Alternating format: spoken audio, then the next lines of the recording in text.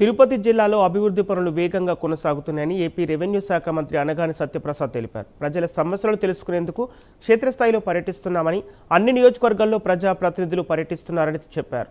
YCP నేతలు అనవసర ఆరోపణలు చేయకుండా అభివృద్ధిపై చర్చకు రావాలని సవాల్ విసిరారు.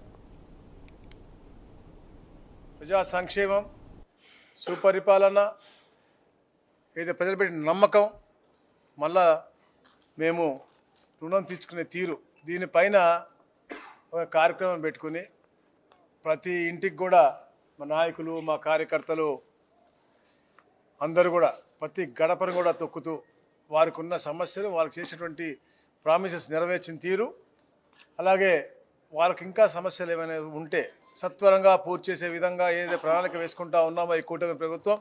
ఎందుకంటే సంక్షేమ అభివృద్ధి రెండు కళ్ళుగా భావిస్తూ ఉంటాం.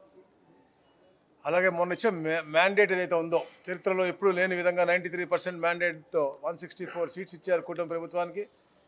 బాధ్యత ఇంకా పెంచారు కాబట్టి క్షేత్రస్థాయిలో ఉన్న అన్ని ఇబ్బందులు తెలుసుకుని అన్నీ కూడా పరిష్కరించి సుపరిపాలన లక్ష్యంతోనే ఈ కార్యక్రమం చేస్తూ ఉన్నాం.